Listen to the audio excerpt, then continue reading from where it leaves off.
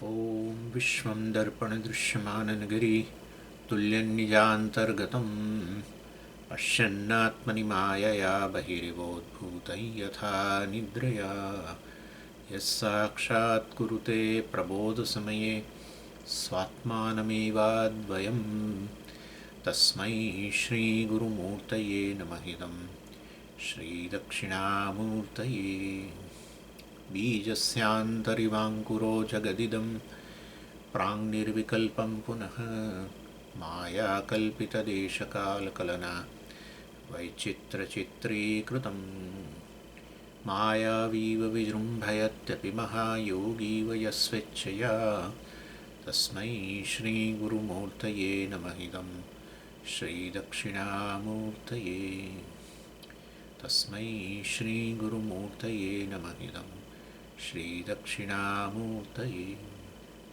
ॐ सहना भवतु सहनौ भुनक्तु सह वीर्यङ्करवावहै तेजस्विनावधीतमस्तु मा विद्विषावहै। ॐ शान्तिः शान्तिः शान्तिः। सदाशिवसमारम्भां शङ्कराचार्यमध्यमाम् अस्मदाचार्यपर्यन्तां वन्दे गुरुपरम्पराम्। ॐ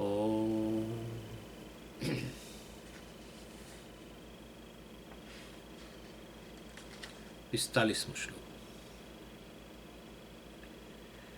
व्यक्तं घटो विकारश्चेत्यैतैर्नामभीरितः अर्थश्चेदनृतस्कस्मात् न મૃતબોધે નિવર્તતે। એટલે આ અદ્વૈતાનંદ પ્રકરણની અંદર તે આ 13મા અધ્યાયની અંદર પંચદશીના અદ્વૈત સિદ્ધિ કરવી હોય તો જે કાંઈ છે સર્વ એટલે અનેક વસ્તુ, એ અનેક વસ્તુઓનું મિથ્યાત્વ સિદ્ધ કરવું પડે। અનેક વસ્તુઓનું મિથ્યાત્વ એટલે કે દ્વૈતનું મિથ્યાત્વ સિદ્ધ કરીએ તો અદ્વૈત સિદ્ધ થાય। પણ દ્વૈત વસ્તુઓનું મિથ્યાત્વ ત્યારે સિદ્ધ થાય જ્યારે વાસ્તવમાં એ બધાની પાછળ એક અદ્વૈત વસ્તુ રહેલી છે, સત્ય વસ્તુ, એનું જ્ઞાન થાય। સત્ય વસ્તુના જ્ઞાન વગર મિથ્યાત્વ સિદ્ધ ન થાય। એટલે વાસ્તવની અંદર એક સત્ય વસ્તુ રહેલી છે, એ પ્રકારનું વિશ્લેષણ કરવું પડે। જગતનું વિશ્લેષણ કરો, એનાલિસિસ, એન્ક્વાયરી કહીએ એને, વિચાર કરો। વિચાર શબ્દ જે છે એ વાસ્તવમાં ટેકનિકલ શબ્દ છે, અર્થાત શ્રુતિના જે વાક્યો જે છે જે અદ્વૈતનો બોધ આપે છે એ વસ્તુ પર વિચાર કરતાં કરતાં ખબર પડે કે હા, કે આત્મા કે બ્રહ્મ છે એ સત્ય વસ્તુ છે। પ્રત્યેક એ જીવ હોય, જગત હોય કે ઈશ્વર, અને માટે ખરેખર એવો કોઈ ભેદ નથી જીવ વચ્ચે। જે કંઈ છે એક સત્ય વસ્તુ છે, તો પછી જીવ ભેદ દ્વૈત મિથ્યા છે, જીવ જગત ભેદ મિથ્યા છે, જીવ ઈશ્વર ભેદ મિથ્યા છે, દ્વૈત મિથ્યા છે। એટલે એ રીતે અદ્વૈતની સિદ્ધિ, અને એમાં આપણે જોઈ ગયા અહીંયા પેલું કાર્યકારણની રીતે વાત કરે છે। આપણે જોયું હતું ને પરિણામવાદ ને આરંભવાદ ને વિવર્તવાદ, અહીં આ જ પ્રકરણમાં આવી ગયું। અને એમાં આપણે વિવર્તવાદની જ વાત કરીએ છીએ અને કહીએ છીએ કાર્ય મિથ્યા છે, કારણ જ કાર્યના રૂપમાં પ્રતીત થઈ રહ્યું છે વગેરે, કાર્ય મિથ્યા છે। અને કાર્ય મિથ્યાત્વમાં બધા જે અનેક હેતુઓ આપ્યા, એમાં 41મા શ્લોકમાં કહી દીધું, નિસ્તત્વમ ભાસમાનમ ચ વ્યક્તમ ઉત્પત્તિ નાશભાગ તદુત્પૌ તસ્ય નામ વાચા નિષ્પાદ્યતે નૃભિઃ। એટલે કાર્ય મિથ્યાત્વમાં એક હેતુ કયું, નિસ્તત્વ।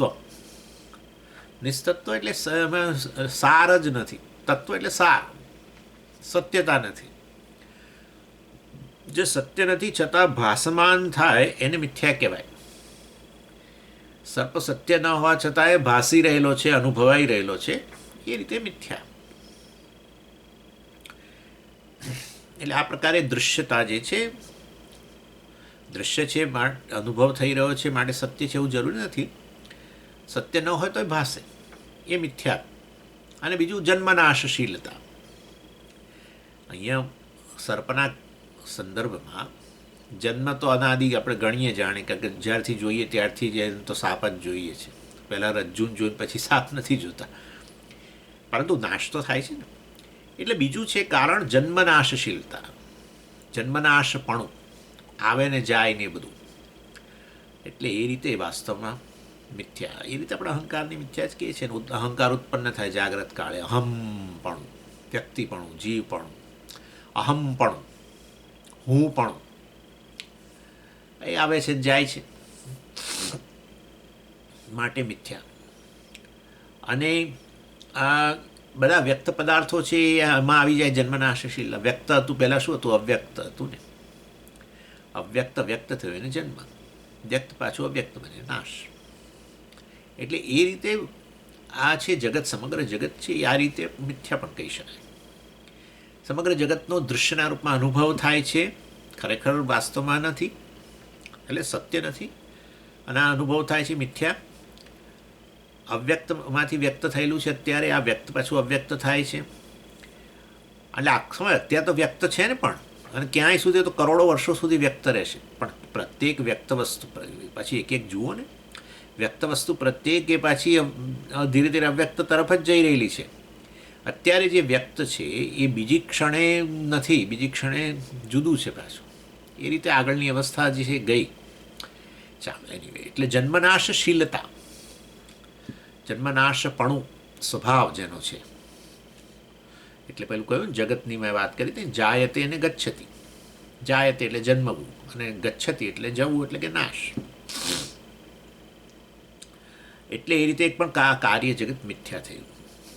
અને મિથ્યા એ રીતે વ્યવહાર યોગ્ય, મિથ્યા પાછું વ્યવહાર યોગ્ય બને. ત્રીજું કારણ એટલે નામ આપીએ. વ્યક્ત થાય એટલે નામ આપીએ. પહેલાં નામ નહોતું, એટલે ઘડો ઉત્પન્ન થયો, વ્યક્ત થયો માટીમાંથી, એટલે તરત નામ આપી દીધું. ઘડો પહેલાં નહોતો આપ્યું, પહેલાં માટી માટી જ કરતા હતા. નામ નામ નામ જેટલી જ સત્યતા છે એમ. તો પહેલાં તો કહી જ દેવો, તો જો ઘડા નામની સત્ય વસ્તુ હોત તો પહેલાં કહેવું ના, પહેલાં નહીં, પહેલાં માટી. અત્યારે કેમ ઘડો કહો છો? ને બતાતો જુઓ ને, આ ઉત્પન્ન તો થયો. ઉત્પન્ન થયો એટલે શું થયું? શું પણ શું પરિણામ? આ કશું નહીં. ચાલો જોઈએ છે આજે, એ બધું જ જોવાનું છે. એટલે વાસ્તવમાં આ રીતે એ વ્યક્ત થયું છે માટે એક નામ આપ્યો, વ્યવહાર, નામનો વ્યવહાર. અને પછી પાછું નાશ થાય તો પછી પાછું, હવે જે નાશ થયા પછી માટી જ છે. આદાવંતે છે યન્નાસ્તિ વર્તમાને પી તત્તથા. આદવ ને અંતમાં, આદિ ને અંતમાં જો જે વસ્તુ ના હોય, વચ્ચે ક્યાંથી હોય? એટલે આદિમાં ઘડો નહોતો, અને આ નાશ થયા પછી ઘડો નથી, માટી જ હતી. તો વચ્ચે માટી જ છે ભાઈ, ગળા નામની વસ્તુ. વર્તમાને પી તત્તથા, ભાઈ તથ્ય પ્રકરણમાં કહ્યું ઘડાનું મિથ્યાત્વ સિદ્ધ કરું, ઘડાનું વૈતથ્ય સિદ્ધ કર્યું. ઘડો એટલે જગત, ઘડો એટલે શરીર, ઘડો એટલે મન, ઘડો એટલે બધું આવી ગયું. દૃશ્ય, બધું દૃશ્ય પણ છે, બધું વ્યક્ત થાય છે, અવ્યક્ત બને છે. અહંકાર સહિત બધું, અહંકાર સહિત બધું દૃશ્ય છે, વ્યક્ત અવ્યક્ત અવસ્થાવાળું છે. અને આ રીતે ખાલી નામ માત્ર છે, બરાબર.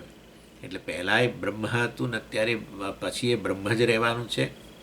અત્યારે વાસ્તવમાં વચ્ચે પણ બ્રહ્મ છે. ખરેખર તો ખાલી એ સર્જન થાય છે શેનું? એક નામનું સર્જન થાય છે. વાચારંભણમ વિકારો નામ. વિકાર કે કાર્ય જગત જે છે કેવળ નામ માત્ર છે, એપેરન્ટ છે. વાણી પણ તો પેલું શું છે? નામ, રૂપ તો જાણે બરાબર છે, વ્યક્ત અવ્યક્ત થઈ ગયું, પરંતુ નામ છે ને પછી પેલું નાશ થયા પછી થોડોક વખત ચાલુ રહે ને, એટલે એના કારણે આપણે પછી સત્ય બધું માનવા માંડીએ છીએ. ચાલો એની એટલે અને એટલે એ રીતે મિથ્યાત્વ માટેના 3 હેતુ વગેરે બતાવેલા. એટલે કાર્ય આ રીતે અસત્ય છે, મિથ્યા છે, એ તો સમજી ગયા હવે. અને તો પછી સ્પષ્ટ કર્યું 44મા શ્લોકમાં કે કાર્યનું અધિષ્ઠાન જે માટી છે એ સત્ય છે. ઘડો સત્ય નથી, બરાબર છે, અસત્ય છે, એટલે કે મિથ્યા છે. કારણ કે ઘડો દૃશ્ય છે, ઘડો વ્યક્ત અવ્યક્ત અવસ્થાવાળો છે, અને ઘડો એક નામરૂપી વ્યવહાર. એટલે ઘડાનું અધિષ્ઠાન માટી સત્ય છે. એ વસ્તુ ત્યાં 44મા શ્લોકમાં કહી. વ્યક્તકાલે તતઃ પૂર્વમ ઉર્ધ્વમપી એકરૂપ ભાગ સતત્વમ વિનાશંચ સત્યમ મૃદ વસ્તુ કથ્યતે.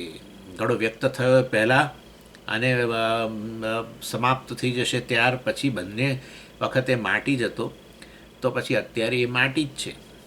ઘડો ઘડો ખરેખર માટીમાંથી ખરેખર ઘડા નામની વસ્તુ બની હોય, માટી રહી નહીં હોય તો નાશ થયા પછી પાછી માટી કેવી રીતે મળે? હે ને? તો હવે કંઈક જુદું મળવું જોઈએ. પરંતુ ઉત્પન્ન થયું પહેલાં માટી હતી ને પાછું નાશ થાય તો માટી જ મળે છે, તો વચ્ચે માટી જ હતી ને, બીજું શું હતું? ખાલી ઘડાનો વ્યવહાર કર્યો, ઘડો ઘડો ઘડો, કારણ કે એ રૂપનો ઉપયોગ હતો એટલે અને નામ મળી ગયું એને. એટલે વાસ્તવની અંદર એમાં જાણે સત્યતા જણાય છે. એની એટલે સત્ય વસ્તુ સત્ય, મૃદ વસ્તુ સત્ય. આ મૃદ છે, માટી છે, એ જ સત્ય છે, કારણ સત્ય છે વગેરે. એટલે પછી મોટો પ્રશ્ન ઊભો થયો કે કાર્ય જો આ રીતે અસત્ય હોય, મિથ્યા હોય ને એનું કારણ અધિષ્ઠાન ગણો કે કારણ ગણો. ઉપાદાન કારણને જ અધિષ્ઠાન કહેવાય. જે અસ્તિત્વ પ્રદાન કરે એને અધિષ્ઠાન કહેવાય, એને ઉપાદાન કારણ કહેવાય. હવે આવું સમજી રાખવાનું. સ્વામીજી ઘડીકમાં અધિષ્ઠાન શબ્દ બોલે છે, ઘડીકમાં કારણ બોલે છે, એટલે સાચું શું છે? અધિષ્ઠાન કહું, ઉપાદાન કારણ કહું, અસ્તિત્વ પ્રદાન કરનાર કહું, અસ્તિત્વનું દાન કરનાર જે હોય એને અધિષ્ઠાન કહેવાય. અસ્તિત્વ દાન કરનાર. હા, એટલે આ બધા શબ્દો શાસ્ત્રમાં, વેદાંત શાસ્ત્ર ભણીએ અને પછી આપણા બધા શબ્દો વિશેની સમજ ન હોય તો વેદાંતની સમજ નથી, એ નક્કી થઈ જાય. એટલે શબ્દો બીજું સંસ્કૃત ન આવડે તો આટલું તો આવડવું જોઈએ. અધિષ્ઠાનમ, ઉપાદાન કારણમ, પ્રમાતા, નિત્યમ, કૂટસ્થમ વગેરે. આ બધી વસ્તુઓનો અર્થ શું સ્વામીજી? મતલબ કે તો વેદાંત જ નથી ખબર. એટલે પારિભાષિક શબ્દોનો અર્થ ખબર હોવો જોઈએ, એટલું સંસ્કૃત આવડવું જોઈએ. કૂટસ્થમ, નિત્યમ, આ બધા ઉપાદાન કારણ, પ્રમાતા, પ્રમેયમ વગેરે, આવું બધું. બીજું આપણે ગ્રામર ન ભણીએ, અમારે તો ભણવું જ નથી, અમારે માથાનો દુખાવો લાગે છે.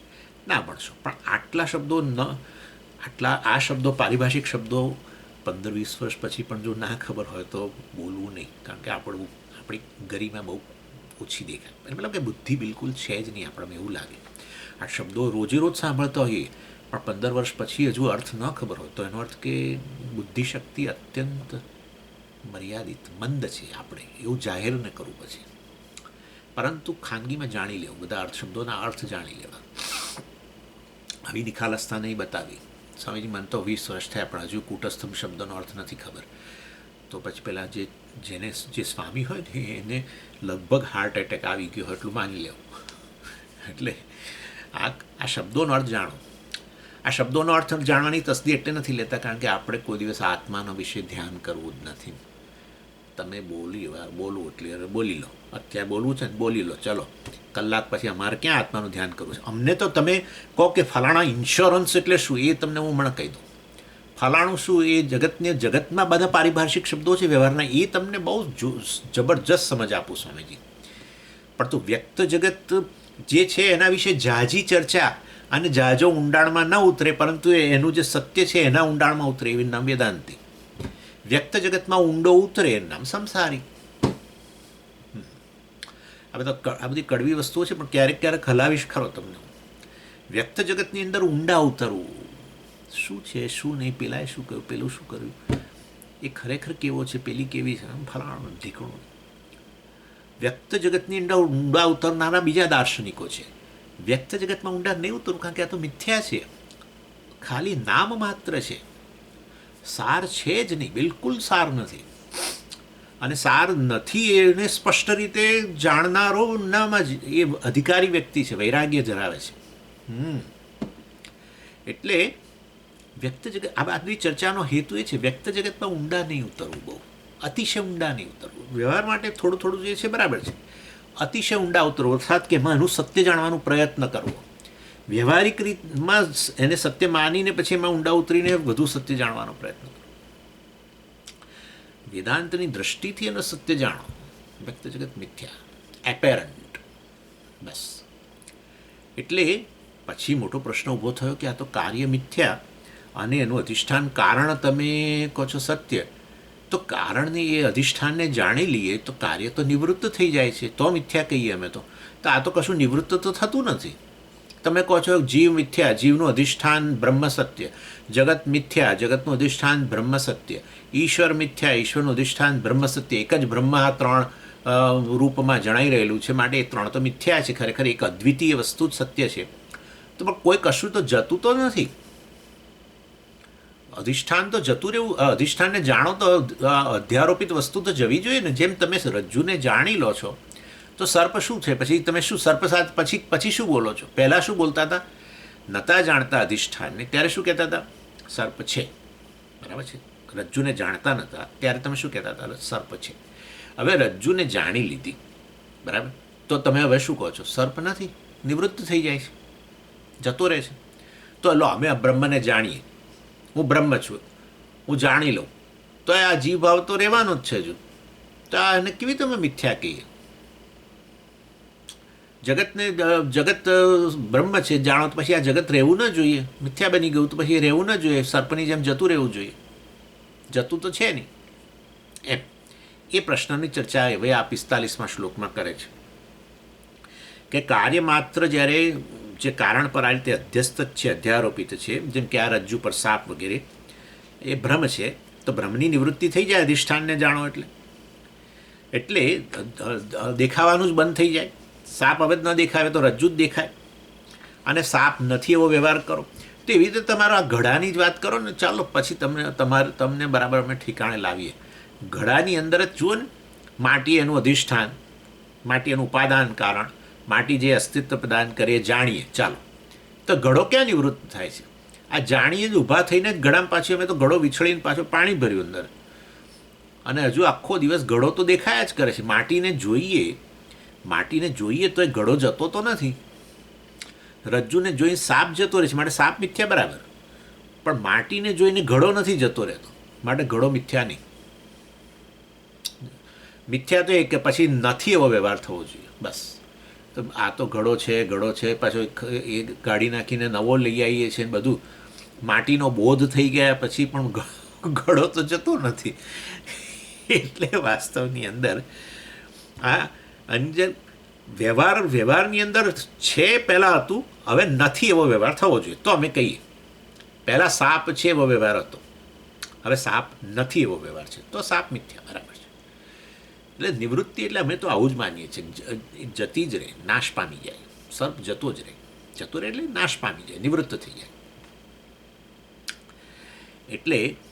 એટલે આ સંસાર જે છે, જગત છે કે આ જીવ છે વગેરે, પણ તો આ પેલા સાપ જેવા સમાન છે, અને પરમેશ્વર રજ્જુ સમાન છે, બ્રહ્મ રજ્જુ સમાન છે, આત્મા રજ્જુ સમાન છે, ને એને જાણી લઈએ તો આ જીવ ભાવ જતો રહે, સચ્ચિદાનંદ જ હવે તો દેખાવા જોઈએ બધું.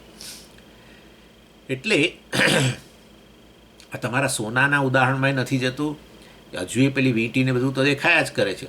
સોનું તમે કહો છો સત્ય છે ને એ અધિષ્ઠાન છે ને, અને વીંટી મિથ્યા છે, પણ ક્યાં વીંટી તો હજુ દેખાય છે અમને. તો પેલો સાપ નથી એવો વ્યવહાર થાય છે, એવી રીતે વીંટી નથી એવો વ્યવહાર થતો નથી હજુ મારાથી. હજુ વીંટી લાવી હજુ પહેરીએ છીએ. હવે એવું નથી કહેતા કે વીંટી ક્યાં છે તો હું પહેરું, ચેઇન ક્યાં છે તો હું પહેરું. આ તો સોનું છે. ના પેલી ચેઇન લાવો. આ વેદાંતનો ક્લાસ ભરીને પછી કે પેલી ચેઇન લાવો, હવે આજે તો પેલાના લગ્ન છે ને મારે પહેરવી છે. તો પછી આમાં ક્યાં આ બધું છોડી દો, સત્ય મિથ્યાની વાતો છોડી દો. એટલે કેવી રીતે એને મિથ્યા સમજવું, આ પ્રશ્ન બહુ નડતો હોય છે. એટલે પ્રશ્નના ઉત્તરમાં હવે સિદ્ધાંતિ સમજાવે છે કે નિવૃત્તિ, નાશ વગેરેનો અર્થ શું કરવાનો. એટલે જે વસ્તુ પ્રતીયમાન છે, જે વસ્તુનો અનુભવ થઈ રહ્યો છે, એને જ સત્ય માનીને આ પ્રશ્ન થતો હોય છે. વાસ્તવિક રીતે સત્યનો અર્થ થાય છે જે અબાધ્ય હોય, જે વસ્તુ નિત્ય હોય, જે વસ્તુ સ્વતંત્ર હોય, એ સત્ય. અને એનાથી અન્ય ભલે ને અનુભવ થતો હોય, ભલે ને અનુભવાતી હોય, તો પણ એ વસ્તુ મિથ્યા. કારણ કે એ અનુભવાય છે પરંતુ એ નિત્ય નથી, અનુભવાય છે પરંતુ અબાધ્ય નથી, અનુભવાય છે પરંતુ સ્વતંત્ર નથી, એ મિથ્યા. અને એ દ્રષ્ટિએ અધિષ્ઠાન જ્ઞાનથી કાર્ય છે, આ જે એ બધું બાધ્ય છે, પરતંત્ર છે, અનિત્ય છે, અને એટલે એ રીતે એને મિથ્યા ગણવું જોઈએ. અનુભવાય છે એ રીતે વાસ્તવમાં મિથ્યા ન ગણવું જોઈએ. અનુભવું છું માટે સત્ય. જો અનુભવું છું જો સત્ય, તો તમને એના અધિષ્ઠાનનું જ્ઞાન નથી. અધિષ્ઠાનનું જ્ઞાન થયા પછી અનુભવાતું હોવા છતાં પણ સત્ય ન રહે. કારણ કે અધિષ્ઠાનનું જ્ઞાન થાવ ત્યારે ખબર પડે કે અધિષ્ઠાન જ વાસ્તવમાં આ રૂપે ભાસી રહ્યું છે, અને ખાલી પ્રતીતિ થઈ રહી છે એ રૂપમાં. જે તે રૂપની પ્રતીતિ થઈ રહી છે એ ઠોસ વસ્તુ નથી રહી, એમ એ રીતે બતાવે છે. નિવૃત્તેવ યસ્માતે તત્સત્યત્વમતિર્ગતા ઇદૃંગ નિવૃત્તિરેવાત્ર બોધજાનત્વભાસનમ. એટલે આપણા સંસ્કાર છે આ પ્રકારના કે જે પ્રતીત થાય છે, જે અનુભવીએ છીએ. જગત છે કે આ અહંકાર છે, આપણે અનુભવીએ છીએ. હું જીવ છું, આ પ્રકારનો અનુભવ છે બધાને, કે આ જગતનો અનુભવ છે. એ બધાનો જે અનુભવ થઈ રહ્યો છે મને છે નિત્ય. હું જીવ છું, નિત્ય, અબાધ્ય એમ, અને સ્વતંત્ર. એનું વળી પાછું કોઈ અધિષ્ઠાનને કે એનું અસ્તિત્વ બીજેથી આવતું હોય ને એ પરતંત્ર અસ્તિત્વ માટે નહીં. એટલે જે અનુભવાય છે એ જ સત્ય, બસ. એવી આપણા સંસ્કાર પડી ગયા છે. પરંતુ આવી રીતે અનુભવાતું હોય પરંતુ સાચે સાચ ન હોય એવો નિશ્ચય જ વાસ્તવમાં અનુભવાતી વસ્તુની નિવૃત્તિ છે. અનુભવાતું હોય પરંતુ ખરેખર નથી, ઠોસ વસ્તુ નથી, એ પ્રકારનો નિશ્ચય જ અનુભવાતી વસ્તુની નિવૃત્તિ છે, મિથ્યાત્વ છે. એટલે વેદાંતમાં જ્ઞાનથી થવાવાળી નિવૃત્તિ છે, બીજો નાશ નહીં. નાશ એટલે શું? જ્ઞાનથી વસ્તુનો નાશ, જ્ઞાનથી વસ્તુની નિવૃત્તિ. જ્ઞાન પેલું અજ્ઞાનનું હટાવી દે, અધિષ્ઠાનના અજ્ઞાન જે હતું એને હટાવી દે, અને પછી વાસ્તવમાં તમને જે હવે જણાઈ રહ્યું છે, અનુભવાઈ રહ્યું છે, ખાલી એક પ્રતીતિ છે, ખાલી એ રૂપ છે વગેરે, દેખાવ છે. એ અધિષ્ઠાનનો જ એક દેખાવ માત્ર છે. એ પ્રકારની આપણે એ વસ્તુ સમજી શકીએ છીએ, એની નિવૃત્તિ કહીએ. એટલે પ્રતીત થઈ રહ્યું છે, અનુભવાઈ રહ્યું છે માટે સત્ય છે. એ વસ્તુ આપણે જ્યારે એવું પ્રકારે માનીએ તો આપણને અધિષ્ઠાનનું જ્ઞાન નથી, એ વસ્તુ સ્પષ્ટ છે. એટલે વેદાંતમાં આપણે છે ને એ રીતે વ્યવહારિક સત્યતાનો સ્વીકાર કરીએ. દાખલા તરીકે તમે અનુભવાય છે વસ્તુ છે જ નહીં એવું કહો તો તમે ક્લાસ જ બંધ કરી દો ને, સ્વાભાવિક છે. આ અનુભવાય છે એ વસ્તુ છે જ નહીં. હું જીવ રૂપે અનુભવું છું મારી જાતને, પણ એવું કશું છે જ નહીં. આ જગતનો અનુભવ કરું છું પણ આ છે જ નહીં, તો તમે ના જ સ્વીકાર. એટલે આપણે પછી વ્યવહારિક સત્યતા, અનુભવાય છે માટે સત્યતા, એટલે આપણને થોડુંક ગમ્યું. અનુભવાય છે અમે એને આ સ્વામીજી સ્વીકારે સત્ય છે. હા, પરંતુ પછી કહીએ છીએ જરા અંદર ઊંડા ઉતરો તો ખબર પડશે કે એની પાછળ બીજું સત્ય રહેલું છે. વાસ્તવમાં ઘડો અનુભવાય છે, ઘડાનો ઉપયોગ કરો છો, વ્યવહારિક છે, અને ઘડો નામ છે, બધું છે. એટલે આપણે કહીએ છીએ આ ઘડો છે, ચાલો ઘડો સત્ય છે એવું એ કહીએ. હાશ, અનુભવાય છે સત્ય છે એવું સ્વામીજીએ કહ્યું. જો ઘડાનો અનુભવ થાય છે, ઘડો સત્ય છે, સ્વામીજી કહે છે બરાબર. હાશ, આપણને થોડી હવે સ્વામીને સાંભળવાની ઈચ્છા થઈ. વાંધો જ, ઘડા નામની વસ્તુ જ નથી, તમે અનુભવો છો પણ છે જ નહીં. ખોટું. તીનો કાલ મેં નહીં, આવું બધું બોલે ને, આવું કહેનારા છે આપણા ઋષિકેશમાં. તીનો કાલ મેં નહીં, ખોટું નથી કહેતા, પરંતુ આવું સીધે સીધું કહીએ તો નહીં, તો ન જ ગમે. એટલે હા, ઘડા નામની વસ્તુ છે, બરાબર છે. જેમાં પાણી ભરીએ એવી વસ્તુ છે. માટીમાં પાણી ના ભરાય, જુઓ ઘડામાં પાણી ભરાય. હા, જુઓ સ્વામીજી સ્વીકાર્યું ને. પહેલાં માટી કર્યા કરતા હતા, હવે બોલો માટીમાં પાણી ભરાય છે? નથી ભરાતું. ઘડામાં પાણી ભરાય છે ને? હા, ઘડામાં પાણી ભરાય. સાહેબ સ્વીકાર લીધું ને, ઘડો સત્ય છે. પણ હવે તપાસ કરો જરા. ઉત્પત્તિ પહેલાં શું હતું? માટી હતું. નાશ થશે તોય શું રહેવાનું છે? માટી જ. તો વચ્ચે શું હોય? માટી જ હોય ને. જરા તપાસ કરો. વજન ઘડાનું કોનું? ઘડાનું વજન ઘડાનું, કે ઘડાનું વજન માટીનું? ઘડાનો સ્પર્શ, ઘડાનો શબ્દ, આ તે બધું. ઓહો, આ તો કશું. ઘડાનું વજન માટીનું જ વજન હોય તો ઘડાનું વજન જ ન રહ્યું તો ઘડો કેવળ એક શું થઈ ગયો? દેખાવ થઈ ગયો. સરળ. એટલે આ રીતે વિશ્લેષણ કરીએ ત્યારે ખબર પડે કે ખરેખર ઘડાનું અધિષ્ઠાન, ઘડાને અસ્તિત્વ પ્રદાન કરનાર, ઘડાનું ઉપાદાન કારણ માટી જ સત્ય છે. એ નિત્ય છે. એ પહેલાં પણ હતી, અત્યારે માટી વિશ્લેષણમાં નીકળી અને કદાચ ખરેખર એને આમ નાશ કરું, તોડી નાખું તોય માટી જ રહેવાની છે. ઘડાનો અનુભવ નહીં રહે ત્યારે માટી રહેવાની છે. ઘડાનો અનુભવ થાય છે ત્યારે માટી છે. ઘડાની ઉત્પત્તિ નથી થઈ, અનુભવ નહોતો ત્યારે પણ માટી જ હતી. માટે માટી નામની વસ્તુ નિત્ય છે, અબાધ્ય છે, માટી સ્વતંત્ર છે. માટે એ સત્ય વસ્તુ છે. જ્યારે આ અવર જવર કરનારો અને જે બાધ્ય, આ રીતે વિશ્લેષણ કરીએ ત્યારે બાધ્ય થઈ ગયો ને, ઘડો હવે ખરેખર રહ્યો નહીં ને એમ. એટલે એ એવું કરીએ ત્યારે પછી તમે કહો કે હા બરાબર, ઘડાની એક સત્યતા તમે પ્રદાન કરી, વ્યવહારિક સત્યતા એ બરાબર, પણ ખરેખર સત્ય વસ્તુ પારમાર્થિક સત્ય જેને કહીએ, એટલે બે સત્ય ના માનશો, પરંતુ પેલો અનુભવ થાય છે માટે સત્ય કહ્યું એ વ્યવહાર. અને વાસ્તવની અંદર આ ખરેખર સત્ય વસ્તુ જે છે એ તો ઠોસ વસ્તુ છે, એ તો કેવળ માટી છે. એટલે આપણે જ્ઞાન દશાની અંદર ઘડો જ અબાધ્ય છે, વાસ્તવિક છે એવું લાગતું હતું. જ્ઞાન દશામાં એ ભ્રમ દૂર થઈ ગયો.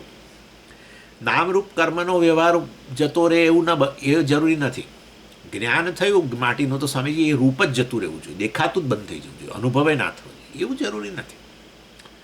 ઘડા નામનો પણ ઉપયોગ ન રહેવો જોઈએ. હવે તમે માટીનું જ્ઞાન થયું, મને ઘડો નથી એમ તમે કહો તો પછી હવે એ ઘડાનું રૂપ દેખાવાનું બંધ થઈ જવું જોઈએ, ઘડા નામનો ઉપયોગ એ બંધ થઈ જવો જોઈએ, અને ઘડામાં વ્યવહાર એનું પાણી ભરવું વગેરે, ચાલો કર્મ પ્રયોજન એ ન રહેવું છે એવું જરૂરી નથી. એવું જરૂરી નથી, શાસ્ત્રોનો અભિપ્રાય નથી. એટલે અધિષ્ઠાન બોધથી જ્યારે પેલો અધિષ્ઠાન બોધ થાય, એટલે જ્યાં સુધી અધ્યસ્ત વસ્તુનો બાધ ન થાય તો ત્યાં સુધી અધિષ્ઠાન સત્ય છે એ વસ્તુને પર સતત ચિંતન કરવું જોઈએ. દાખલા તરીકે તમે આમ તમને કહ્યું મેં, ઘડો આ રીતે કેવળ માટી છે, ઘડો તો એક દેખાવ છે, માટીનો રૂપ એટલે દેખાવ. એટલે આવું કહ્યું પછી પાછું તમે આ બધું ક્લાસ પૂરો થાય વળી પાછું તમે મનમાંથી પેલી માટી જતી રહેતી હોય છે, અને પાછો ઘડો સત્ય, કારણ કે વ્યવહારમાં પાછો રહે છે ને, એટલે ઘડાનો ઉપયોગ અને ઘડાનું નામ રહે છે, બધું રહે છે, એટલે એને કારણે એટલે હજુ પાછું પછી ઘડો સત્ય લાગે. તો એવા સંજોગોની અંદર તમારે અધિષ્ઠાનનું જ્ઞાન વારંવાર પ્રાપ્ત કરવું જોઈએ, એનાલિસિસ વારે વારે કરીને. એટલા માટે ત્યાં કહ્યું મૃત્તિકા એવ સત્યમ, એ એવકાર દ્વારા કહ્યું કે જ્યાં સુધી તમને અધિષ્ઠાનનું જ્ઞાન ન થાય ત્યાં સુધી વારંવાર ઘડાના સ્વરૂપનું ચિંતન કરો. સ્વામીજી તમે કહો છો પણ નથી મને થતું. દાખલે કે કોઈ કહે કે તમે આ કહી દીધું ઘડો, તમે તો કરોડ વાર બોલ્યા છે, હજુ તમે જ ઘડા જેવા છો, આખો દાડો ઘડો માટી કર કરો છો, તમે પોતે જ ઘડા છો. સારું, બધું બરાબર, પરંતુ જો આ વસ્તુ મનમાંથી જતી રહેતી હોય, અધિષ્ઠાનનું જ્ઞાન નિવૃત્ત થઈ જતું હોય, તો મતલબ કે વારંવાર કરો અને નિશ્ચય કરી લો. નિશ્ચય નથી થયો જો, આમ એકવાર આમ ઉપર છલ્લું થયું, પરંતુ કઈ વસ્તુ નિત્ય છે, કઈ વસ્તુ અબાધ્ય છે, કઈ વસ્તુ સ્વતંત્ર છે અને કઈ વસ્તુ સ્વતંત્ર નથી, બાધ્ય છે કે અનિત્ય છે. અનિત્ય એટલે જ પેલું જન્મ મરણની દૃષ્ટિએ. તો વાસ્તવમાં તમને ખ્યાલ આવી જશે. થોડોક વાર કરવું પડે. જ્યારે અધિષ્ઠાનનો બોધ સ્પષ્ટ થઈ જાય ત્યારે તમે જરૂર કહેશો કે ભલે આ ઘડાનો મને અનુભવ રહેતો, પણ ઘડો મિથ્યા છે. બસ. એટલે કાર્ય પ્રતીતિ થાય, કાર્યની પ્રતીતિ, કાર્યનો અનુભવ થાય, જગતનો આ જીવપણું વગેરે બધું જે છે, જીવનો પણ આ રીતે બહુ પ્રતીતિ થાય તો પણ નિશ્ચય આપણો બદલાઈ જાય એ જગત કાર્ય વિશે કે અસત્ય છે કે અનિત્ય છે, મિથ્યા છે.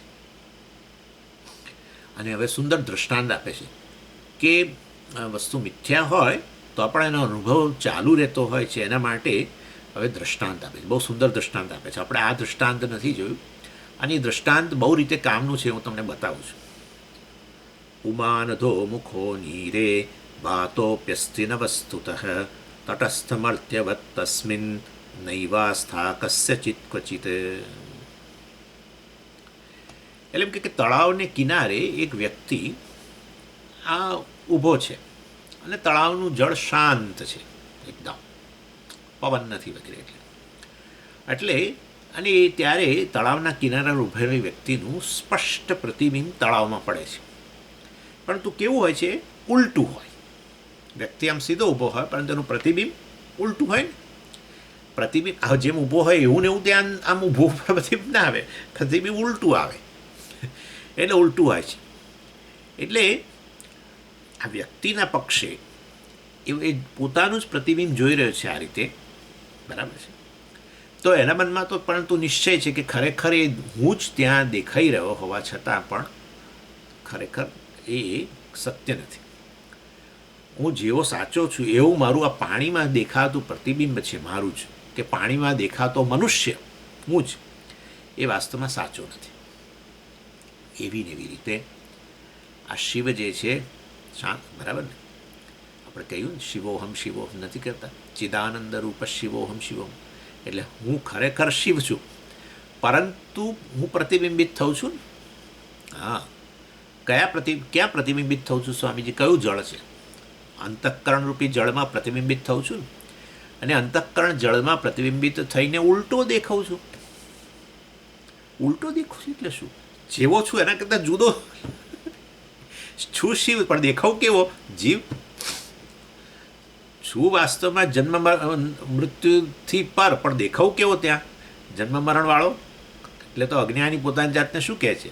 હું તો જન્મ મરણવાળો છું, અનિત્ય છું. સ્વામીજી હવે કેટલા વર્ષ રહ્યા મારે? 60 તો થયા, 70 થયા. જ્યારે કહું કે હું 70 વર્ષ થયા મને, અર્થાત હું કાળને અધીન છું એમ કહીએ, ત્યારે પણ કેવો છું ખરેખર? તો કાળની મર્યાદાથી પર છું. એટલે વાસ્તવની અંદર અંતઃકરણ દ્વારા, અંતઃકરણમાં પ્રતિબિંબિત થઈને હું જેવો છું એના કરતાં ઉલટો દેખાઉં છું. જેવી રીતે પેલા જળની અંદર, તળાવના જળની અંદર તળાવને કિનારે ઊભેલો માણસ જેમ ઉલટો દેખાય, એવી રીતે. એટલે અહંકારના રૂપમાં આપણી જે પ્રતીતિ થઈ રહેલી છે, એ પ્રતીતિ ભલે ને થઈ રહી હોય, તળાવના કિનારે ઊભેલી વ્યક્તિ જો 2 કલાક ઊભો રહેશે તો 2 કલાક એ દેખાવાનું જ છે. અને એ જાણે છે કે એ અંદર દેખાઈ રહેલો હું સાચો નથી એવું જાણી લીધા પછી, એ મિથ્યા છે એવું જાણી લીધા પછી પણ એ દેખાવાનું જેમ ચાલુ રહેવાનું છે. એટલા માટે ઉદાહરણ આપે છે કે મિથ્યા હોય એટલે નાશ થઈ જવો જરૂરી નથી. હવે તો વૈજ્ઞાનની દૃષ્ટિએ બહુ ઉદાહરણ મેં તમને પહેલાં આપ્યા છે, પરંતુ મેં કહું હવે તમે લોકો કંટાળી જશો, એટલે મને આ ઉદાહરણ બહુ ગમી ગયું. એટલે અહીંયા એ જમાનાનું, હવે જ્યારે આ બધું સૂર્યોદય મિથ્યા છે, ફલાણું મિથ્યા છે, આ મિથ્યા છે, આકાશ ભૂરા રંગ દેખાય છે, મિથ્યા છે. જાણીએ છીએ કે મિથ્યા છે તો એ દેખાવાનું જ છે ને. 70 વર્ષ જીવીએ કે 80 વર્ષ જીવીએ ત્યાં ભૂરું જ દેખાવાનું છે, કશું કરી શકવાના જ નથી એમાં. હવે મેં જાણી લીધું કે આકાશ ભૂરું નથી, તો કાલથી મને હવે કાળું કાળું બધું દેખાશે. કશું નથી દેખાવાનું, આવું જ દેખાવાનું છે, જે છે એવું જ દેખાવાનું છે.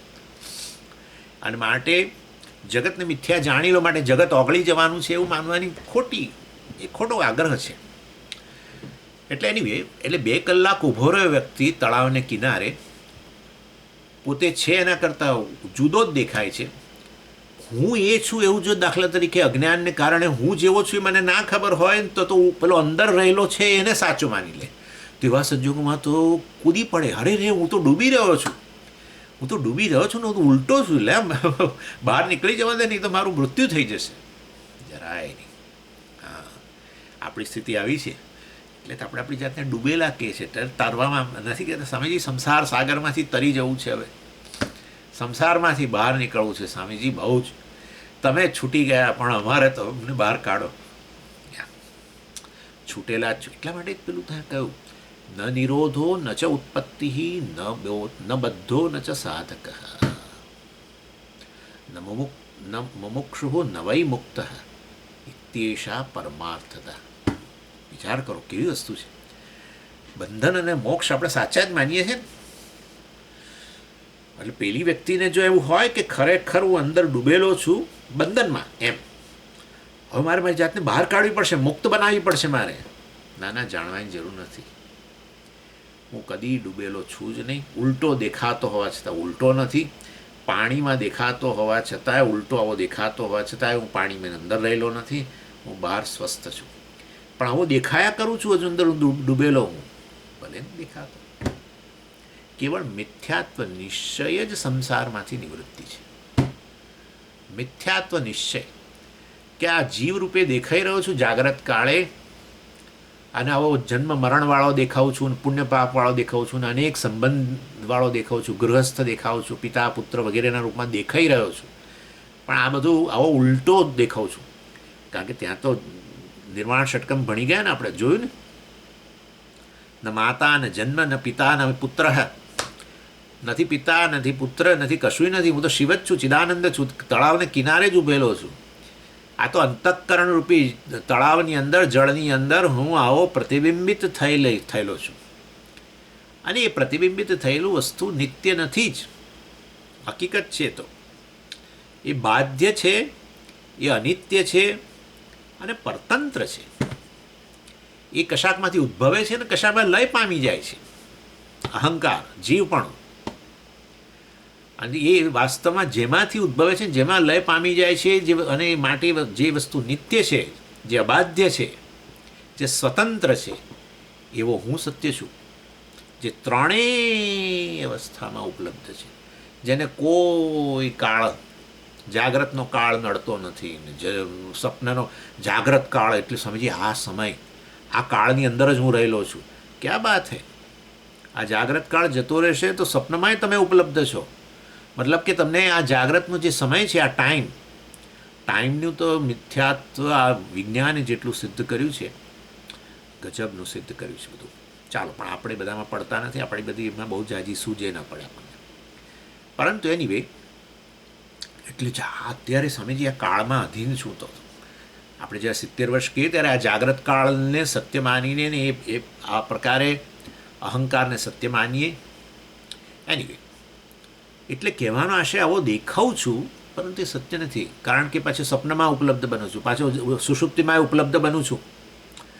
એટલે અહંકાર ન રહે ત્યારે ઉપલબ્ધ બનું છું સુષુપ્તિમાં. અહંકાર આવે ત્યારે તો છું જ, હા, અહંકારમાં હાજર જ છું. એટલે આ રીતે વાસ્તવની અંદર અહંકાર તો એક પ્રતિબિંબ છે મારું. અને એ અહંકાર એટલે હું જેવો છું એવો તળાવ કિનારે ઊભેલો, એને સત્ય નહીં માનીને પેલા મારા પ્રતિબિંબને સત્ય માનવું, ને પછી જેમ મારી જાતને બચાવવા માટે કૂદી પડવું અંદર તળાવમાં ડૂબેલો જ માનવીને, એવી રીતે વાસ્તવની અંદર લોકો જાગ્રત કાળે વલખા મારે છે. વાસ્તવની અંદર મુક્ત જ છું, કાળની કોઈ મર્યાદા મને છે નહીં, ત્રણેય અવસ્થાની અંદર હાજર છું વગેરે. અને માટે કાળની મર્યાદાથી નથી, એટલે મુક્ત જ છું. કોઈ બીજી મર્યાદા નડે નહીં, દેશની મર્યાદા એ ના આવે પછી તો. અને કોઈ એક અહંકાર એટલે એક વિશેષ રૂપવાળો, અમુક પ્રકારના ગુણોવાળો કશું સત્ય નહીં. સર્વગુણોથી પર જ છું. અને એ રીતે વાસ્તવમાં ખરેખર મુક્તિની જરૂર નથી. અને બંધનમાં ખરેખર બંધનમાં હોવ તો મુક્તિની જરૂર પડે, પણ વાસ્તવમાં આ બંધનમાં છું એ એકમાત્ર ખ્યાલ છે. હું ડૂબેલો છું એ પ્રકારનો ખ્યાલ છે. કેવું ઉદાહરણ આપ્યું હમણાં, વિચારો, કેવું સિમ્પલ ઉદાહરણ, પણ કેટલું બધું અંદરથી નીકળી શકે એમ છે. ચાલો, એની એટલે આ પાણીમાં જે વ્યક્તિ દેખાઈ રહ્યો છે, પણ એ પોતે દેખાઈ રહ્યો છે, પણ છતાં એને એમાં વિશ્વાસ કે આસ્થા નથી, એને સાચું નથી માનતો. જ્યારે સમજ આપણી આવી રીતે દ્રઢ થઈ જાય કે જેવી રીતે વ્યવહાર આ થઈ રહ્યો છે જાગ્રત કાળે, પરંતુ એ ખરેખર એ તો મારું આ પ્રતિબિંબ છે, વ્યવહાર કરનારો જાગ્રત પુરુષ, વિશ્વ જેને કહીએ, કે જે સ્વપ્ન કાળે વ્યવહાર કરનારો સ્વપ્ન પુરુષ કહીએ, તૈજસ કહીએ, કે આ સુષુપ્તમાં કાળે જે આ રીતે અવ્યક્ત બનેલો છે અહંકાર, પ્રાજ્ઞ જેને કહીએ, એ વાસ્તવમાં ત્રણેયનું અધિષ્ઠાન એવો હું છું. એ વસ્તુ જ્યારે આપણે જાણીએ, જે આ તો તળાવને કિનારે ઊભેલો છે, જેને કોઈ આ પ્રકારની બચાવવાની જરૂર નથી, ડૂબેલો જ નથી, તો પછી બચાવવાની ક્યાંથી જરૂર હોય. એટલે જ્યારે આવી આપણી સમજ દ્રઢ થતી જાય કે જેની સાથે વ્યવહાર થઈ રહ્યો છે એ વાસ્તવમાં જેના દ્વારા વ્યવહાર થઈ રહ્યો છે એ વસ્તુ વાસ્તવમાં સાચું નથી, ત્યારે પછી અને જેની સાથે વ્યવહાર થઈ રહ્યો છે એ બધું જ એક જ થયું ને ભાઈ. જગત કે જીવ બંનેનું અધિષ્ઠાન જ છે શિવ જ. એટલે એ રીતે એ વાસ્તવની અંદર આ બંને સાથે જ આવે, જાગ્રત પુરુષ અને જાગ્રત જગત, સ્વપ્ન પુરુષ ને સ્વપ્ન જગત, એવી રીતે. અને એટલે અવ્યક્ત જગત અને અવ્યક્ત પુરુષ બધું પ્રાજ્ઞ જેને કહે. એટલે વાસ્તવની અંદર ખરેખર આથી બધાથી પર એવો હું છું એ જાણી લઈએ તો પછી આ વાસ્તવમાં એ જગત માટે પણ આપણને જાગ્રત કાળે બધું કેટલા બધા રાગદ્વેષનું બંધન ચાલતું હોય છે બધું બંધ થઈ જાય. એટલે રાગદ્વેષનું બંધન શેને કારણે છે? વસ્તુને સત્ય માનીએ છીએ ને માટે છે. એટલે પૂર્વજન્મનું હોય કે વર્તમાનનું હોય, કોઈ કર્મ કે એના ફળથી વાસ્તવમાં આત્માને કોઈ સંબંધ છે જ નહીં. અને માટે શાસ્ત્ર કે છે એટલે આ કર્તૃત્વ વગેરે પણ કેવું થયું? ઉલટું જ થયું ને. કરતા નથી ને કરતા રૂપે જણાવો, ભોગતા નથી ભોગતા રૂપે જણાવો. જાગ્રત કાળે અત્યારે કહીએ છીએ કરતા ભોગતા, અહંકાર કહ્યો પછી કરતા ભોગતા કહીએ ને, પ્રમાતા કહ્યો. એટલે વાસ્તવની અંદર ખરેખર એ બધાથી પર જ છું, તો કર્તૃત્વથી મુક્ત છું, ભોક્તૃત્વથી મુક્ત છું. કારણ કે એ બધા તો અનિત્ય છે. કર્તૃત્વ ભોક્તૃત્વ જતા રહે છે, સુષુપ્તિની અંદર જતા રહે છે, જીવપણું જતું રહે છે, કર્તૃત્વ ભોક્તૃત્વ જતું રહે છે. કારણ કે અંતઃકરણ રૂપી જળ જે છે એ જળ જ જતું રહે છે, તો પછી ક્યાંથી પ્રતિબિંબ રહેવાનું છે? જળ જ લય પામી જાય છે, અંતઃકરણ લય પામી જાય છે. અને એટલા માટે આવું જાણનારો છે એ પછી જાગ્રત કાળે કદાચ કોઈક એનાથી જ્ઞાની પુરુષથી કોઈ ઘોર પાપ થઈ જાય તો એના ચહેરા પર સહેજે મલિનતા જ નથી આવતી. એટલે વાસ્તવની અંદર કારણ કે જાણે છે કે હું તો આનાથી પર છું, મતલબ કે હું આત્મા અકર્તા ભોગતા છું, બ્રહ્મ છું, પરમાત્મા છું. એટલે પોતાને આ રીતે અસંગ જાણતો હોવાને કારણે એ પાપથી એને મલિનતા નથી આવતી, પુણ્યથી ઉલ્લાસ નથી થતો. કોઈ સારા કર્મ જ્ઞાનીથી કેટલાય થતા હોય છે બધા કરોડો, તેથી હા અમે ઘણું પુણ્ય કર્મ કર્યું માટે બધો ઘણો ઉલ્લાસ પ્રગટ થાય એવું એ નહીં. એટલે દ્રશ્ય સંબંધથી હું રહિત છું એવો દ્રઢ નિશ્ચય એ જે છે એને કારણે આ બધાથી પર રહે છે, પુણ્યપાપથી પર રહે છે. ને આ બધા એના પુણ્યપાપના જે બધા ફળ વગેરે હોય જે તે રૂપમાં એનાથી પણ પર છે, અસંકી. હવે પ્રશ્ન એ થાય છે કે આ આરોપિત વસ્તુને જે મિથ્યા જાણી લઈએ, કાર્યને મિથ્યા જાણી લઈએ, આ જીવને જગતને બધું જે આરોપિત છે બ્રહ્મ પર એને મિથ્યા જાણી લઈએ તો શું પુરુષાર્થ લાભ થાય છે? એ એટલું જ પૂરતું છે કે એની પ્રતીતિ જ ન થવી જોઈએ, એનો અનુભવ જ ન થવો જોઈએ, એ જરૂરી છે. એ તમને નથી લાગતું સ્વામીજી કે આ જીવ ભાવ જ જીવપણું જે હવે જણાઈ રહ્યું છે, ભલે મિથ્યાપણ જણાઈ તો રહ્યું છે ને, એવું અનુભવાઈ રહ્યું છે, જગત હજુ અનુભવાઈ રહ્યું છે, એ અનુભવાતું બંધ થઈ જાય એવું જરૂરી નથી? તમને શું લાગે છે? એમ તેનો ઉત્તર આપે છે.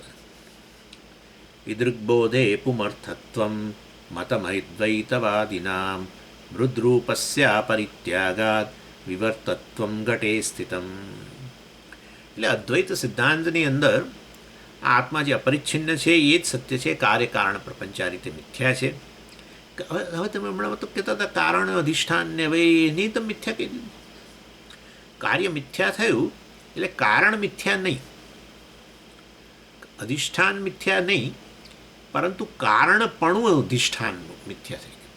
કાર્ય મિથ્યા થયું, જેમ કે ઘડો મિથ્યા થયો, કાર્ય મિથ્યા થયો. સ્વામીજી માટી કારણ તો સત્ય ને, માટી સત્ય, પણ માટીનું કારણપણું ન રહ્યું, કારણપણું મિથ્યા બની ગયું. કારણ કે તમે શેના માટે કારણ કહેતા હતા? ઘડા માટે, કાર્ય માટે. તો હવે ઘડો મિથ્યા થયો એટલે કે કાર્ય મિથ્યા થયું, તો પછી એ માટીનો જે સ્ટેટસ કારણ તરીકેનું સ્ટેટસ, એ કારણ તરીકેનું સ્ટેટસ ન રહ્યું. સમજી ગયા? માટી ખરી પણ માટીનું કારણપણું ન રહ્યું. પેલું કાર્ય સત્ય તો પછી એનું કારણપણું સત્ય. કાર્ય સત્ય છે, ઘડો સત્ય છે, હા, તો પછી એનું કારણ સત્ય છે, માટી એનું કારણ છે, એ એટલું જ સત્ય. પણ હવે તમે કહો કે ઘડા નામની વસ્તુ નથી, કાળી દેખાવત છે, કાર્ય મિથ્યા છે, તો પછી એનું કારણપણું મિથ્યા છે. માટી મિથ્યા નહીં, સમજો, માટીનું કારણપણું મિથ્યા. આનું નામ અપવાદ. ઘડો છે પહેલો તબક્કો, ઘડો કાર્ય છે બીજો તબક્કો, ત્રીજું ઘડાનું કારણ માટી છે ત્રીજું. અને વાસ્તવમાં ઘડો મિથ્યા છે ઘડાનું કારણ માટી છે, માટે ઘડો મિથ્યા છે. અને માટીનું કારણપણું પણ મિથ્યા છે. એ ચોથો તબક્કો. સમજી ગયા? બે અધ્યારોપના અને બે અપવાદના. ઘડો છે, અધ્યારોપ કહીએ, કારણ કે છે ખરેખર શું? માટી. ઓકે, પણ હવે તમે કહો છો ઘડો છે, મતલબ કે ઘડાનો શું કર્યો? અધ્યારોપ. શેના ઉપર? માટી પર. આ પહેલો તબક્કો. પછી બીજું આવ્યું, તો હવે ઊંડા ઉતરો. ઘડો છે સ્વીકાર્યો, તો હવે ઘડાનું સત્ય તપાસો છે. હા, તો ઘડાનું કારણ માટી છે. બીજું, એટલે ઘડાનો સ્વીકાર કરીને બીજી એક વસ્તુ ઉમેરી. હવે અંદર શું ઉમેરી? એનું કારણ માટી ઉમેર્યું. ઘડો હજુ સ્વીકારેલો છે, ઘડાનું કારણ માટી છે. આ બીજો તબક્કો. એટલે હજુ ઘડાનો તો સ્વીકાર કર્યો જ છે, એટલે આ પણ અધ્યારોપ કહેવાય. પછી ત્રીજા તબક્કામાં ઓહો, વાસ્તવની અંદર ઘડો મિથ્યા છે. કારણ કે કારણ માટી લઈ આવ્યા પછી હવે ખબર પડી કે ઓહો, ઘડો તો ખાલી દેખાવ છે, એટલે ઘડો મિથ્યા છે. એટલે ઘડાનો હવે તમે બાદ કર્યો, અપવાદ. અને હવે ચોથો તબક્કો, માટી પણ મિથ્યા છે. એટલે માટી મિથ્યા ના બોલાશે, માટીનું કારણ પણ મિથ્યા છે. બરાબર? એટલે આ રીતે અપવાદ કર્યો. શેનો અપવાદ કર્યો? કારણપણાનો પણ અપવાદ કર્યો. એટલે અધ્યારોપ અપવાદ પ્રક્રિયા 4 તબક્કામાં હોય છે. એમાં પહેલા 2 અધ્યારોપ, પછી 2 અપવાદ.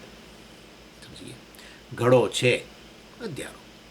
ઘડાનું કારણ માટી છે, હજુ ઘડાનો સ્વીકાર તો કરેલો છે, એટલે અધ્યારોપ ચાલુ છે. એટલે અધ્યારોપના 2 તબક્કા. હવે કહે છે ઘડો મિથ્યા છે. નેચરલી કારણ લઈ આવ્યા એટલે ખબર પડી કે આ તો ઘડો તો મિથ્યા છે. એટલે ઘડાનો હવે અપવાદ કર્યો. ત્રીજો તબક્કો, અપવાદ. માટી મિથ્યા છે, માટીનું કારણ પણ મિથ્યા છે. એટલે એ પણ અપવાદ થઈ ગયો. કારણનો પણ અધ્યારોપ જ કરેલો ને. શેના ઉપર? માટી પર. ઘડાને કાર્યરૂપમાં સ્વીકારેલો એ પણ અધ્યારોપ જ હતો. એટલે આ રીતે કાર્યકારણ મિથ્યા, એનું અધિષ્ઠાન સત્ય. કાર્યકારણ બંને મિથ્યા. એવી રીતે આ અધિષ્ઠાન આત્મા કે બ્રહ્મ છે એ સત્ય છે. કાર્યકારણ પ્રપંચ મિથ્યા છે, અને માટે પ્રપંચનો બાદ સંભવ છે. અને એ રીતે હવે સમજાઈ ગયા પછી મેં જેમ ઘડા માટીના ઉદાહરણમાં મેં તમને સમજાવી દીધું, તોય તમે હવે ઘડાની અંદર પાણી ભરો, બરાબર છે, અને માટીનો માટી તરીકે વ્યવહાર કરો, ઘડાનો ઘડાના રૂપમાં વ્યવહાર કરો, બધું ચાલુ રહે. સમજ્યા? બધાને તો તમે મિથ્યા કહી દીધા, ઘડાને મિથ્યા કહી દીધું, અને માટીને પણ એ રીતે એના કારણપણાની રીતે મિથ્યા કહી દીધી, તો એ તમારો હજુ બધું વ્યવહાર તો ચાલુ છે. હજુ માટીમાંથી ઘડો બનાવો છો, અને આવું બધું તો ચાલુ જ છે. ચાલો, મિથ્યા જાણ્યું, તેથી વસ્તુ જતી રહે, દેખાતી જ બંધ થઈ જાય, અનુભવાય નહીં એવું જરૂરી નથી. એટલે આ રીતે બાદ થયો, કાર્ય કારણપણા તરીકે બાદ થઈ ગયો. તો પછી બાદ થયો એને મિથ્યા કહેવાય. તો એ એક ક્યારે કેવી રીતે ખબર પડી? વાસ્તવમાં એના અધિષ્ઠાનને જાણી લીધું ત્યારે, કે વાસ્તવમાં માટીમાં કારણપણાનું પણ અધ્યારોપ જ કરેલો, અને ઘડાને કાર્યપણાનો પણ અધ્યારોપ કરેલો. ખરેખર માટીથી અન્ય કશું છે જ નહીં. અનુભવાય છે આ બધું ઘડો ને વગેરે બધું, કે માટીનું કારણપણું અનુભવાય છે. ચાકડા પર મૂકું છું અને જોઉં છું કે એમાંથી બની રહ્યો છે, અને બધું માટીમાં કારણપણું અનુભવાય છે, પરંતુ સત્ય નથી. જે છે એક માત્ર માટી જ છે. માટી હતી, માટી છે, માટી જ રહેવાની છે. ઘડોનો અનુભવ થાય કે ન થાય, પહેલાં અનુભવ નહોતો અને તૂટી જશે તો એ અનુભવ નથી થવાનો. માટે એ તો બાધ્ય છે. ઘડાનો આ પ્રકારે આ જન્મ ને નાશ વગેરે બધું છે, અને એના કારણે ઘડાનો જન્મની સાથે માટીના કારણપણાનો જન્મ છે, અને ઘડાનો નાશ થઈ ગયો. હવે તો માટીમાં મળી ગઈ વાસ્તવની અંદર. અને આ રીતે વાસ્તવની અંદર કાર્યકારણનો જાણે જન્મ થઈ રહેલો છે. સમજો, કારણ એટલે હવે કારણપણાનો જન્મ થઈ રહેલો છે. વાસ્તવની અંદર એક માટી જ છે. વ્યક્ત સ્થાનની અંદર કેવળ માટી જ છે. એટલે આ રીતે આને બાદ કહેવાય. એટલે વસ્તુનો નાશ થવું જરૂરી નથી. તમે આ રીતે કાર્યકારણ પ્રપંચને મિથ્યા બતાવો, બસ અનુભવાતું રહે. જો સત્ય હોય ને તો પછી એને દૂર કરવું પડે, નાશ જ કરવો પડે. સત્ય વસ્તુનો જ્ઞાનથી બાદ ન થાય. જેમ કે માટીનો તમે બાદ ન કરી શકો. સમજી ગયા? માટીનો બાદ ન કરી શકો. માટી સત્ય છે ને, તો એનો બાદ ન કરી શકો. માટીના કારણપણાનો બાદ કર્યો, કારણ કે એ અધ્યારોપિત હતું. જે અધ્યારોપિત હોય એ જ્ઞાનથી જાય. અધ્યસ્થ હોય, અધ્યારોપ કર્યો હોય, તમે અધ્યારોપ કર્યો માટી પર કારણપણાનો, કારણ કે તમે જ એને ચાકડા પર મૂકીને ઘડો બનાવતા હતા, પછી તમે એને માટીનું કારણ જ કહો ને. એટલે કારણપણાનો તમે અધ્યારોપ કર્યો. પણ ક્યારેક જ્યારે ઘડા નામની સત્ય વસ્તુ કાર્યને તમે સ્વીકારી ત્યારે, પણ એ જ અધ્યારોપ હતો ને. એ માટી પરનો અધ્યારોપ ને માટી પર કારણપણાનો અધ્યારોપ, કાર્ય અને કારણનો શેના પર અધ્યારોપ કરેલો? કેવળ માટી. એટલે માટીરૂપી અધિષ્ઠાનને જાણી લીધા પછી કાર્યકારણ પ્રપંચ બંને મિથ્યા બની ગયા. એટલે પછી અનુભવાતા રહે હંમેશા, પરંતુ એટલે મિથ્યા વસ્તુને, જૂઠી વસ્તુને જૂઠી જાણવી પડે ને દૂર કરવાની જરૂર ના હોય. અનુભવમાંથી દૂર કરવાની જરૂર ના હોય, કારણ કે આવેલી છે ભ્રમ. ભ્રમની નિવૃત્તિ જ્ઞાનથી થાય. બહાર એને દૂર કરવાની જરૂર નથી. ભલે ને અનુભવાતી રહે, તમે જાણી લો છો સત્ય વસ્તુ શું છે. એટલે બાહ્ય પ્રપંચ હોય કે મન વગેરે આંતરિક પ્રપંચ હોય, બધું જ વાસ્તવ કે એની સાથેનો આપણો સંબંધ હોય, બધું વાસ્તવમાં મિથ્યા જાણી લઈએ ત્યારે હટી જાય. અને ત્યારે ખબર પડે કે વાસ્તવમાં આત્માથી અન્ય કોઈ સત્ય વસ્તુ નથી. અહંકાર વગેરે સત્ય વસ્તુ નથી. અને અહંકાર એટલે કે આ જાગ્રત પુરુષ અને આ જાગ્રત જગત બંનેનું અધિષ્ઠાન કેવળ એક આ વાસ્તવમાં શું છે? આત્મા કે બ્રહ્મ છે. એટલે એ મિથ્યાવરણ હટે એટલે અનાવૃત્ત થઈ જાય. મિથ્યાત્વ સાક્ષાત્કાર જે છે આ પ્રકારે મિથ્યાત્વને જાણવું, એ જ વાસ્તવમાં કાર્ય જગત કે એના કારણપણા. એટલે એ રીતે દ્વૈતની નિવૃત્તિ થઈ જાય. દ્વૈતની નિવૃત્તિ થાય એટલે અદ્વૈતની આ રીતે સિદ્ધિ. અદ્વૈત એટલે હું પૂર્ણ છું. અહંકાર કહો તો પછી તો વાસ્તવની અંદર ઉલટો દેખાઉં છું ને. કરતા ભોગતા કહો, અનેક પ્રકારની ગિલ્ટ અને હર્ટ, કર્મવાળો, કરતા ભોગતાને કારણે બધા કર્મો, અને કર્મને કારણે પ્રારબ્ધવાળો છું, સંચિતવાળો છું, ને આવો છું, ને જન્મ મરણને અધીન, ને આ બધું આખો સંસાર. એ સંસાર કેવળ ભ્રમ છે. ખરેખર હું તો પહેલાં માટી સમાન છું. એટલે અધ્યસ્ત, આ બધી વસ્તુ અધ્યસ્ત છે મારા ઉપર. અને અમુક પુરુષાર્થ ની સિદ્ધિ થાય, જે વસ્તુ જીવનમાં ઈચ્છી રહ્યા છીએ, જન્મ મૃત્યુમાંથી પર થવા માગીએ છીએ આપણે, એના ભયમાંથી, મૃત્યુના ભયમાંથી દૂર આપણે પર થવા માગીએ છીએ. અને આ પ્રકારની મર્યાદાઓ છે, અનેક પ્રકારની મર્યાદાઓમાંથી પર થવા માગીએ છીએ. જીવનમાં દુઃખ એટલે અપૂર્ણતા ચાલે છે. તો આ બધી વસ્તુઓ તો આ જેવો છું એના કરતાં ઉલટો દેખાઉં છું, અક્ષરના કારણે, અંતઃકરણરૂપી જળને કારણે. પરંતુ ખરેખર તો એ તો મિથ્યા છે. જાણી લઈએ હું બ્રહ્મ છું, પૂર્ણ છું, અદ્વૈત છું. એ જ વાસ્તવમાં જાણવાથી અને સર્વ મર્યાદાથી પર છું, મર્યાદિત, અનંત છું.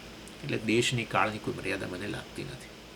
અને આ રીતે તો એટલે ઈદૃક બોધે પુમર્થત્વ. પુમર્થત્વ એટલે પુરુષાર્થ સિદ્ધ થઈ જાય. ઈદૃક બોધે, આ પ્રકારના બોધથી, અદ્વૈત વસ્તુને બોધથી આ રીતે અહંકાર વગેરે કે આ જગત વગેરે જે છે એનું આ રીતે મિથ્યાત્વ સિદ્ધ થઈ જાય, તો પછી વાસ્તવની અંદર પુરુષાર્થ સિદ્ધિ થાય. માટે ભલે એની આ જગતની પ્રતીતિ રોકાઈ જવાની કે અનુભવ થવાનું રોકાઈ જવાની જરૂર નથી. એને મિથ્યાત્વ જાણી લેવાની જરૂર છે. મિથ્યા છે અને એ વસ્તુથી જ આપણો જે પુરુષાર્થ છે એ સિદ્ધ થઈ જતો હોય છે. હું આનંદરૂપ છું, પૂર્ણ છું, એ વસ્તુ જાણી લઈએ છીએ. મૃત્યુને અધીન નથી વગેરે જાણી લઈએ છીએ. ચાલો આટલા સુધી રાખીએ, પછી આગળ ચર્ચા કરીશું. ઓમ પૂર્ણમદ પૂર્ણમિદમ પૂર્ણાત પૂર્ણમુદચ્યતે પૂર્ણસ્ય પૂર્ણમાદાય પૂર્ણમેવાવશિષ્યતે. ઓમ શાંતિ શાંતિ શાંતિ. હરિ ઓમ શ્રી ગુરુભ્યો નમઃ. હરિ ઓમ.